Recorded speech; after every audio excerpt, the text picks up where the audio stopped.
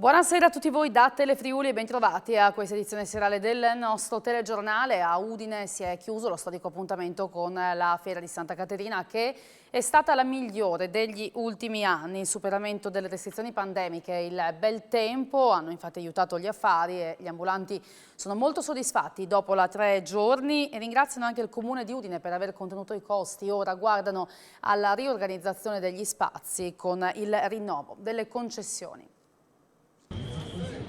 Una Santa Caterina così non si vedeva da tempo. Facile dirlo dopo la pandemia, verrebbe da pensare, ma non è stato solo questo a cambiare colpo d'occhio e affari.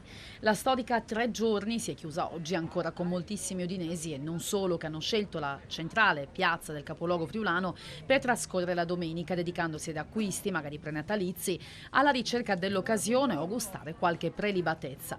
Le oltre 200 bancarelle di piazza Primo Maggio sono state meta di migliaia di friulani e per gli ambulanti la domenica si chiude decisamente con il sorriso.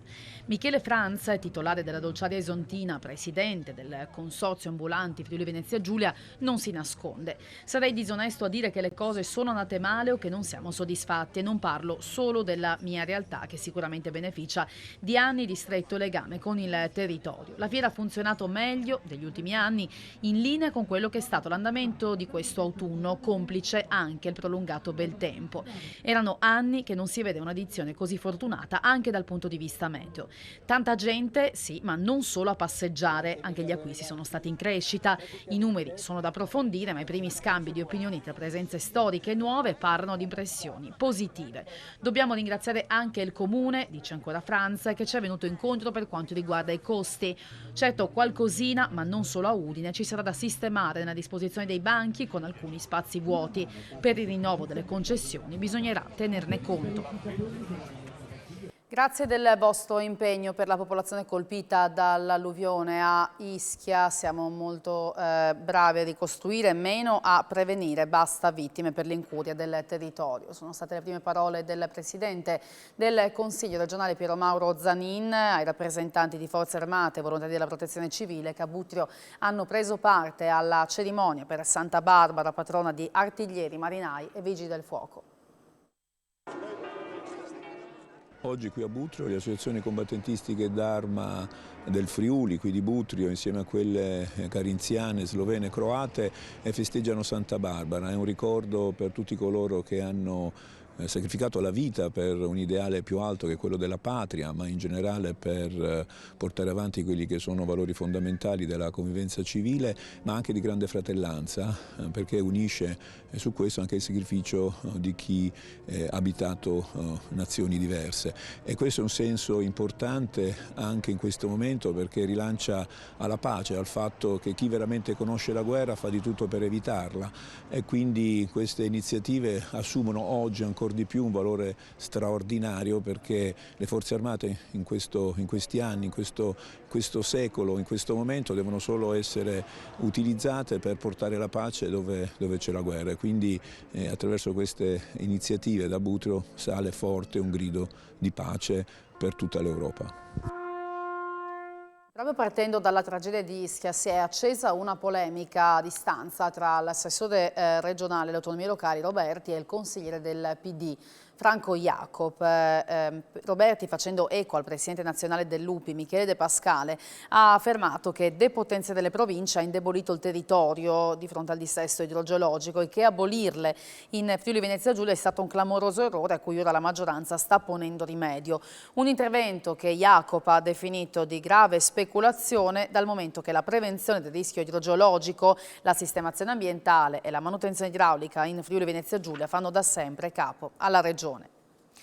Sbagliano l'atterraggio e finiscono con la mongolfiera contro un albero. È la disavventura capitata a un gruppo di 5 persone di nazionalità tedesca, 4 uomini e una donna, che questa mattina sono finiti con il loro pallone aerostatico tra i rami di una pianta a Sedegliano. Il gruppo, partito da Monaco di Baviera, avrebbe dovuto atterrare a Pannelli, ma il pallone è andato fuori bersaglio di 20 metri, trascinando a terra il cestello con a bordo i 5, poi scesi autonomamente. Sul posto sono arrivati i volontari di Codroipo e i carabinieri della stazione locale, che hanno dovuto chiamare poi un'autoscala dei pompieri di Udine per liberare il velivolo. Un incidente stradale si è verificato nella notte a Dignano con il conducente di un tir che stava trasportando un carico di legname che ha perso il controllo dello stesso e il mezzo si è ribaltato lungo la regionale 463 tra Dignano e San Odorico di Flaibano. Dinamica importante dell'incidente che però fortunatamente non ha coinvolto altri mezzi e anche per quanto riguarda l'autista non ci sono stati grossi problemi, è stato trasportato in ambulanza all'ospedale di Udine in codice giallo. Sul posto, oltre a un'ambulanza di soccorso, i vigili del fuoco e le forze dell'ordine per quanto di competenza. E sempre la scorsa notte, attorno all'una, si è verificato un incidente a Monfalcone, in via Primo Maggio, con 2 auto coinvolte, 2 persone che sono rimaste ferite. Sul posto gli infermieri della Sores hanno inviato un'ambulanza da Monfalcone, l'automedica da Gradisca di Sonzo e un'ambulanza da Grado e le persone ferite sono state portate in codice giallo all'ospedale di Cattinara. Lima Corporate, il produttore di protesi ortopediche con sede a San Daniele, ha aperto oggi le proprie porte in un Open Factory Day. L'azienda, che può contare su un momento nuovamente positivo per quanto riguarda il mercato di settore, a breve vedrà partire il cantiere per l'ampliamento della sua sede friulana. Questa sede in Friuli, insomma, è la sede di una realtà a livello mondiale. Come si continua a sopravvivere qui oggi? La domanda di richiesta di prodotti d'ortopedia negli anni è cresciuta e continuerà a farlo per gli anni a venire. Grazie a prodotti e a servizi sempre all'avanguardia dell'innovazione, soddisfacendo un'esigenza dei pazienti in primis e degli operatori che li gestiscono in secundis, noi pensiamo di avere un modello di business solido. Pandemia prima e adesso la crisi energetica, per voi hanno inciso e se sì in che modo? Nel mondo ortopedico solo una piccola parte delle indicazioni è riuscita a continuare nonostante la pandemia. Però adesso il mercato è rimbalzato ed è ritornato a livelli che sono pre-pandemici. Anche la crisi energetica è stata molto impattante, altrettanto l'impennata dei costi delle materie prime. Ciò detto, rimaniamo un'azienda molto solida, capace di creativamente inventarsi nuove soluzioni e di raccogliere le sfide che il mercato ci pone, nella speranza che questa fase verrà presto superata. Per chiudere, obiettivi futuri, ampliamento qui di questa sede e cos'altro? È imminente l'apertura del cantiere che ci vedrà cominciare a costruire l'ampliamento di questo lotto in cui ci troviamo adesso. Lima è un esempio di innovazione in primis perché ce l'ha nel DNA. Questo chiaramente riguarda una cultura aziendale che è rivolta a un lavoro di team con tanti giovani, abbiamo visto, e l'indice di complessità di un prodotto influenza l'attrattività dei giovani, soprattutto dei giovani talenti, e poi influenza il fatto che si possa raggiungere un valore aggiunto molto elevato e questo ci potrà permettere anche nel presente ma soprattutto nel futuro di mantenere uno stato sociale occidentale degno di questo nome.